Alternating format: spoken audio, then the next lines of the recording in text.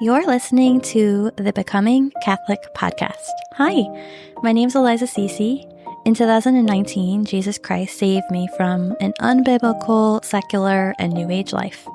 After feeling like there was something missing in my evangelical walk, God gave me yet another grace I didn't deserve. He opened my eyes and heart to the Catholic faith. Join me as I share my honest journey of what it's like to become Catholic.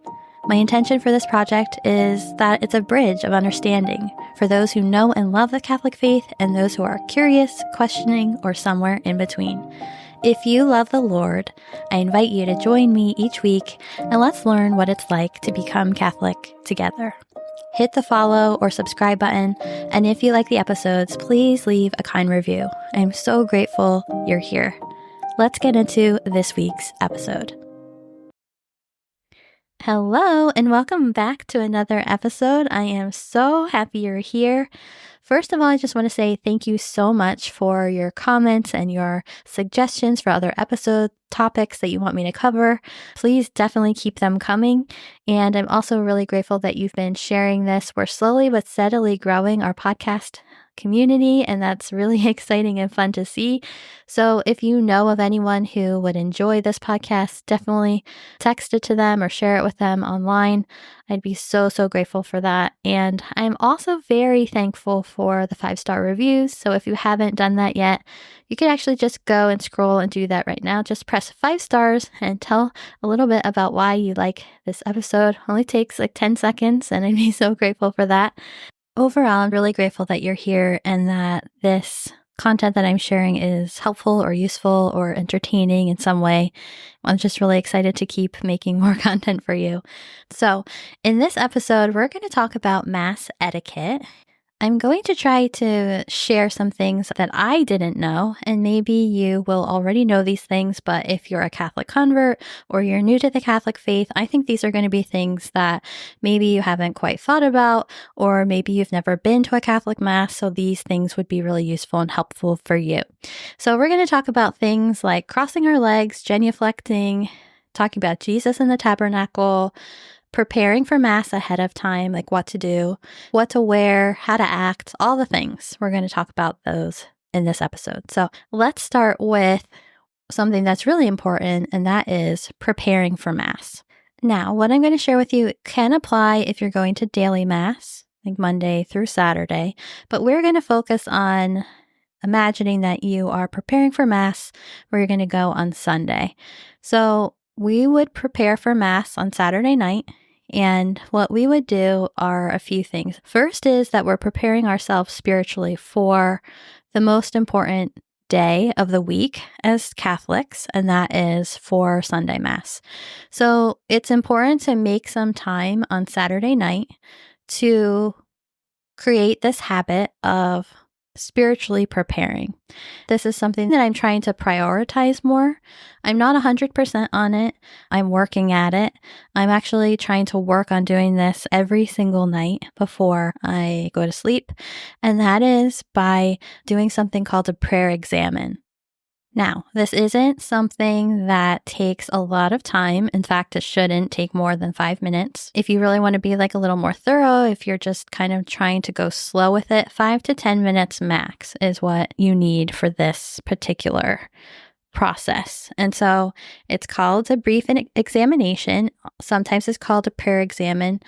You can Google this, but I'm going to walk you through the steps right now. It's very simple. Remember, it's only a few minutes of your time. So the first thing that you do is you place yourself in the presence of God, and you just are calling on the Holy Spirit or calling on the Lord, and just asking something like, Lord, if you will, you can make me clean. That's something that is written in my Roman daily missal, but you can say it in your own words, and you're just kind of asking the Lord to be with you and ask the Lord to cleanse you and make you pure, make you good, make you right in His eyes as you look over your day and see what went well, see what didn't go well, and make a resolution for the next day. So the second part of this would be that you ask your guardian angel for light. And a way to do that is basically you're acknowledging your defects and your virtues. So what have I done wrong? what didn't go well, and then what have I done right? What has gone well? And then the third step would be, what could I have done better? So what have I done wrong? What have I done right? What could I have done better? And you just briefly think about that. The third part is you examine your conscience with just like this sense of humility and honesty with the Lord. Some of the questions that are in the missal, I'm just going to read a few of them. Did I often consider that God is my Father? Did I offer him my work? Did I make good use of my time? Did I pray slowly and with intention? Did I try to make life pleasant for other people? Did I criticize anyone? Was I forgiving? Did I pray and offer some sacrifices for the church, for the Pope, and for some of the people around me? Did I allow myself to be carried away by sensuality or by pride? And of course, there are many other questions you could ask yourself, but those are just a few. And of course, you don't have to answer them all, but just in general, you're going over your conscience from the day. You know what happened, you know what went well, you know what didn't go well, and now you're just kind of examining it a little bit deeper. The next step is to make an act of contrition, and you're just sorrowfully asking for the Lord's forgiveness. And then a next step would be to make a resolution for the next day. So some examples from the missal say here to stay away from certain temptations, to avoid some specific faults you have, to exert special effort to practice a virtue that you're trying to strengthen, or you could even look at how do I want to improve for the better tomorrow, right? And then at the very end of it, you just pray 3 Hail Marys and you ask for purity of heart and body. And then you close in maybe a little extra prayer if you want, but that's not necessarily. But yeah, so that's how you would do that. So really you're preparing yourself for Mass. You're doing this on Saturday night and you're just kind of seeing like, okay, how are things going? How was the day for me? And looking over it.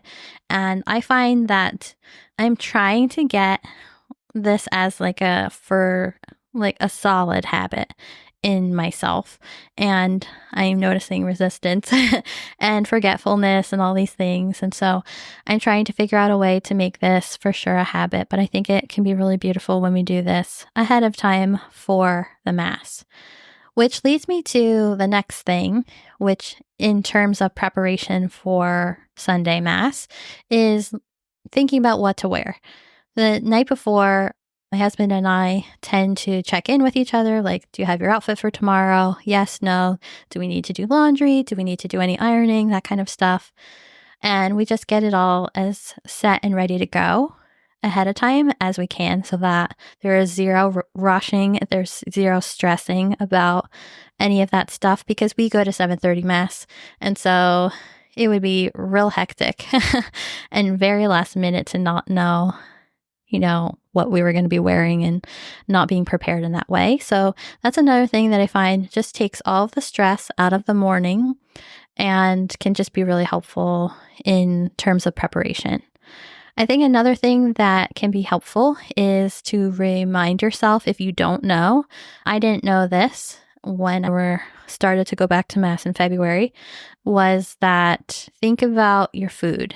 And if you're someone who takes medication or has kind of like some kind of special circumstance with health, and you know that you have to have breakfast, plan for yourself to at least have digested and not eat at least an hour before Mass. You want to receive communion on an empty stomach. So if you are Catholic and you just didn't know that, or if you're someone who's new to the church, that's something to think about, or just remind husbands who are Catholic already who forget or something like that, that we are foregoing food before, a few hours before, an hour before minimum, especially if you're going to take communion. But I think that this is nice to do also for me who isn't Catholic yet, who can't get communion, because I'm taking spiritual communion and I'm trying to absorb the connection with the Lord as much as possible. And so I make sure to follow that rule as if I were already Catholic, as if I am already going up for communion, even though I'm not, just as a way of preparing myself so that I'll already have this down when I can receive communion, when I'm confirmed. Okay, the next thing, and this is something that's beautiful and wonderful about the church, is thinking about what to wear. Now, I'm not the modesty police. I'm not someone who goes around and looks to see who's showing their belly button or whatever at mass. What other people do is their business. But I would say that I think it can be really helpful to feel comfortable at mass when you wear things that are more modest. And also you want to dress in a way that's reflecting that you're in the presence of Jesus, because Jesus is in the tabernacle, right? Jesus is present at the mass. And so that's just something to think about. What do you want to be wearing when you worship your Lord? You don't have to get fancy and dress up, but I think putting some intention into what we wear can be really helpful. And just kind of practically think about the things, paring down, being more simple, being mindful of being comfortable, like I said, because you'll be sitting, standing up, and kneeling. And so just making sure that you feel comfortable in all those areas. Thinking about, too, that if you go to a mass that's really packed with people, are you going to be comfortable kind of having someone kind of see whatever it is that you're wearing, very close next to you, that kind of thing that can feel uncomfortable when we don't feel comfortable in what we're wearing, that kind of stuff. In general, Catholic masses are very modest, and, I would say even it depends. If you go to a traditional Latin mass, it's much more of a dress code. The women wear dresses, the men wear suits, and the dresses have to be knee length or longer, covering your arms, that kind of stuff. It's also important to think about what we're wearing and how it makes us feel, and how it makes us feel knowing that we're in the presence of the Lord. Okay, now I'm getting to the one that surprised me the most and actually stuck with me the most. I found this blog post, and I, for the life of me, couldn't find it again to link it for you, because it would be great for you to read it if you're interested. But this Catholic blog was sharing about some of the things to think about when going to Mass for the first time, things like that. And one of the things that she mentioned was that we should be really mindful, and we should never be crossing our arms or our legs, because it's a lack of reverence in the presence of the Lord. It's one of those things where you hear something and then it just really clicks for you, and you make every effort you can to be mindful of that. That's me with this. Ever since I heard that, I'm like, yeah, that actually makes so much sense, because think about when you're crossing your legs, you're in more of a relaxed position, definitely not as attentive as you could be. And I think that this is something that is a good habit to just kind of get ourselves into, that we are sitting up straight, focused on the Lord, paying good attention to what's happening at the Mass, and just being focused on being open. I think when we cross our arms or cross our legs or cross our ankles even, we can be almost closed off or shut down from what's happening around us. It's a way for us to kind of self-soothe, I think, sometimes too, and to self-protect. But I really think that the reason that this hit me when I heard about this was because it really is either reverence or lack of reverence, and it's something that we might not think about. Maybe we think that doesn't really hit for me. I'm still going to cross my legs at Mass, that kind of thing. But I think it's something for me that really just kind of touched home, because I was like, okay, wow, even how we sit in the pew matters. And I think that that's something that I can do ahead of being confirmed. And maybe that's something that could help you also. The next thing I want to talk about is genuflecting. And so this might be a word that you don't know, and maybe you do, but if you don't, basically it's the idea of bending one knee. It's the right knee, To be specific, you bend the right knee in a show of reverence to the Lord right outside the pew before you get into the pew and sit down. And then you do the same thing when you get out of the pew. You genuflect again on your bending your right knee. And then if you wish, doing the sign of the cross as you leave the service. So basically, this is something that I actually heard the Blessed Mother correct me on because I wasn't doing this. I felt uncomfortable with this. I was like, okay, maybe when I am confirmed, I'll feel, at least when I start RCIA, I will feel like, okay, I know the reasoning for this and why to do it. But I did feel when I was praying the rosary one day, Mother Mary being very serious with me and saying, you need to bend the knee to the Lord. And I was like, okay, noted. I'm going to bend the knee for the Lord. And so let's talk a little bit about what genuflection is. It's basically just a sign of respect. If you're a Catholic or you're converting to becoming Catholic, you might know that the Lord is present in the tabernacle at the altar. Okay, so what does this mean? According to the Catholic Church, Jesus is present in the tabernacle in the form of the Eucharist, which is kept reserved in this special place behind the altar of every Catholic church. So the tabernacle is considered a sort of living heart of the church and is intended to be a very reverent and special place that's worthy to store the Eucharist so that it can be brought to those who are sick or unable to attend Mass. That's very important. And so that's why we bend our right knee in reverence to the Lord, because Jesus is present at every single Catholic church, and specifically he is present in that tabernacle behind the altar. Even before Mass begins, we know that the Lord is already present inside the church. His body, blood, soul, and divinity is already present. I don't know if I've been sharing this with you, but one of the things that has happened to me, I would say 98% of every Mass that I've gone to so far, and I believe that this is a grace the Lord gives me because he knows how much I'm longing to receive the Eucharist, is like I get this, I enter the sanctuary and I'm about to, like find a seat, and I always feel like this heart flutter, like this opening in my heart center, and I feel that just the presence of the Lord. I feel like that's a grace that he gives me of really just coming into this present state of like, wow, I'm in the presence of Jesus Christ right now. And I think it really just switch in my mind and makes me really feel the truth of the Catholic faith in a really deep way.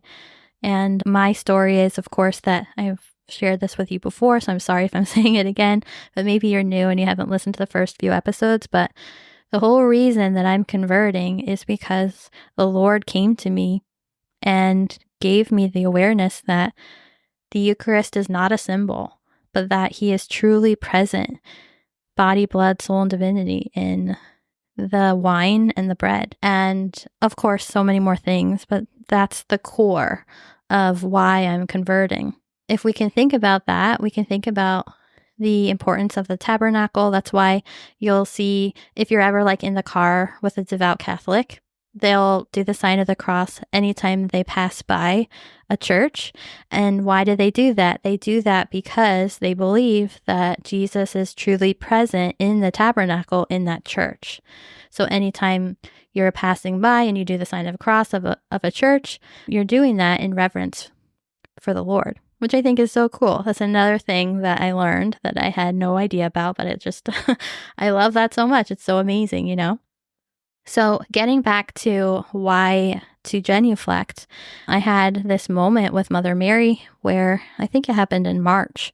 So like a month and a half into going back to Mass every week, and really just convicting me when I was praying the rosary to bend my knee in genuflection when I enter into the church. So there are times where I will be like wrapped up in like, where do we sit, getting all settled in the church and stuff like that when we get in for Mass. And then I think that this can happen to anyone, and sometimes you just forget. And sometimes you forget, so you forgot to do it on the way in. Just try to remember to do it on the way out if you are going to be doing this. But I think that this is just a really beautiful physical way of showing our reverence for the Lord by bending our right knee and just showing that we love and we worship Jesus Christ, and we know he's there in the tabernacle. We know that we feel his presence where we belong to, and we know the reasons why we are there to celebrate Mass that day. But I do think that there can be like this level of awkwardness, like what I was saying, where I was like, oh, well, I see everyone else doing it, but I'm not Catholic yet, so maybe I shouldn't be doing it. And then I was convicted to start doing it. So then, of course, I've taken on the practice and I love it. And I think it's really beautiful. I think it's really beautiful to see everyone else do it too. We're all like a family in Christ doing these beautiful, signs of devotion and love for our Lord as we enter and as we leave Mass. It's something that I would suggest to you to think about trying if you've never done it before, or you were like me and you feel awkward about it, just to explore that for yourself and think about why. And also, like, there's this whole idea of like bending the knee, right? Genuflection is a sign of respect. We know that bending the knee for our Lord is scriptural, right? Philippians 2:20, Paul was saying, at the name of Jesus, every knee will bow. So, I think it's just a reminder that we will all, at the end of the age or at the end of our lives when we go for judgment, we will be in the presence of our Lord, and we will be bending the knee to him in his mighty and powerful and perfect presence.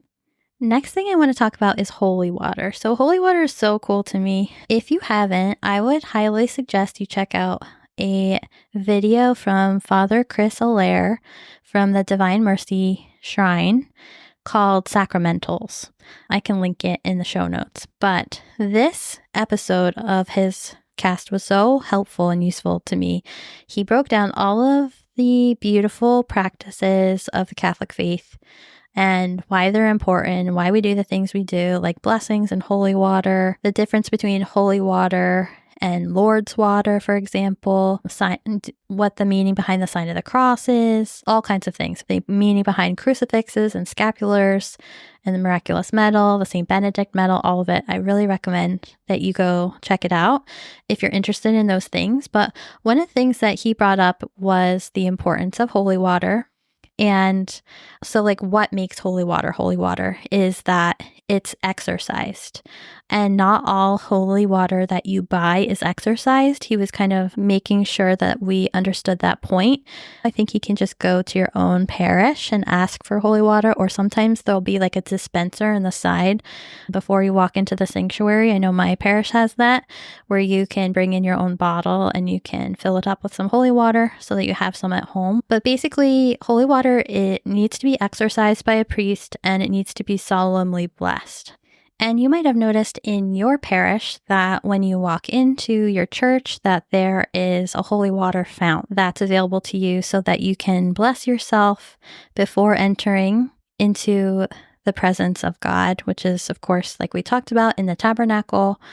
And then you can also cleanse yourself on the way out before you leave Mass. So in walking in to Mass, we are cleansing ourselves with the holy water. And then on leaving Mass, we are blessing ourselves again with the holy water and the sign of the cross again, because we are saying that we are cleansing ourselves and also kind of protecting ourselves as we go out and we evangelize to the world. Also, the sign of the cross also has a meaning. Literally, the Catholic Church is so beautiful. There is so much tradition and meaning behind everything. And that's what makes me fall deeper and deeper love with this faith, because it's just so rich, which is exactly what I've been searching for, the why behind why we do things. When I was a Protestant, and even when I was in the New Age, I'd always be asking people, okay, like, where does this teaching come from? Why do you teach it this way? Why do you believe this thing? And there could never be a true answer. And I'm finding answers in the Catholic faith. And so the reason that we do the sign of the cross is by admitting and saying to the world, I belong to God. The last things are just some etiquette things that I want to talk about. I'm sure that these are the ones that make the most sense and maybe are more obvious, but I think it's helpful to just, if you have not been to a mass or you wouldn't be used to the culture of Catholic faith, I think that this can be really useful to just have a few ideas of what to expect. So when you come into church, let's just say you have decided to do the holy water and the sign of the cross. Then you enter into the sanctuary and you are looking for your seat. You find your seat, you genuflect, you do the sign of the cross, and then you sit.